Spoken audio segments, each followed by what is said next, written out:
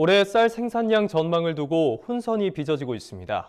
통계청과 한국농촌경제연구원의 생산량 전망치가 상당한 차이를 보이고 있기 때문입니다. 네, 올가을 태풍이 연이어 발생한 특수한 상황이 지금 같은 상황을 야기했다는 분석이 나옵니다.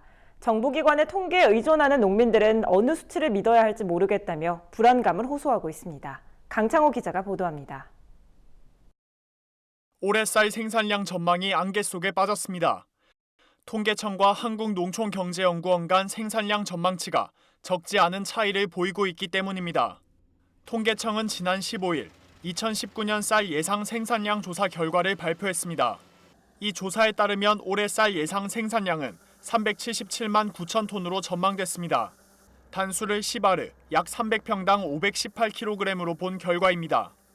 2018년상과 비교하면 쌀 생산량과 단수가 각각 2.3%, 1.1% 감소했고 생산량만 보면 유례 없는 흉작을 기록한 1980년 이후 가장 적은 수준입니다. 문제는 이번 조사 결과가 한국농촌경제연구원의 전망치와 상당한 차이를 보여 혼선을 빚고 있다는 점입니다. 농경연은 지난 10일 쌀 관측 속보를 통해 올해 단수를 514kg, 생산량을 374만 9천 톤으로 전망했습니다. 통계청과 농경연의 올해 산 쌀 예상 생산량 조사 간 격차가 약 3만 톤에 이르는 겁니다.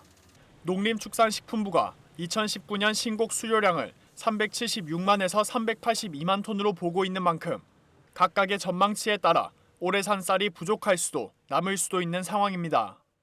두 기관 사이의 전망치 차이가 나온 이유는 9월 이후 태풍이 세 차례 우리나라를 강습하는 등 사상 초유의 기상 문제가 발생했기 때문입니다.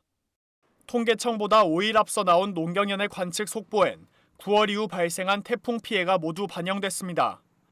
하지만 통계청의 이번 조사 결과엔 제13호 태풍 링링의 피해 수주만 반영된 겁니다.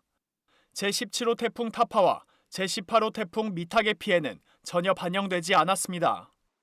통계청은 쌀 예상 생산량 통계의 조사 기간은 9월 15일부터 약 일주일로 정해졌기 때문에 그 이후 발생한 태풍 피해는 반영하기 어렵다고 해명했습니다.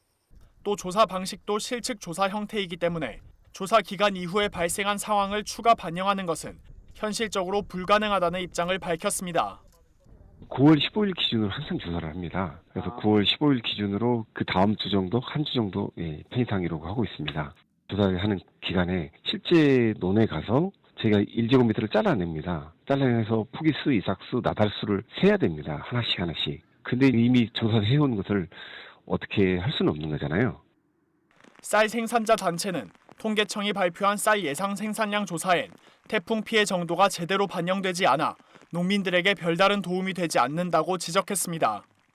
9월 15일자 조사를 통해 가지고 이번에 발표가 된 양보다 이제 10월 15일자 조사를 해 가지고 11월 달에 발표하는 실질 조사 결과에서는 큰 차이가 날 거다라고 판단을 하는 거죠. 또 양국 전문가들은 올해와 같이 특수한 상황이 발생할 경우 기존 매뉴얼에 의존하는 게 아니라 추가적인 조사를 벌이는 등 통계 당국의 유연한 대처가 필요하다고 지적했습니다. MBS 뉴스 강창호입니다.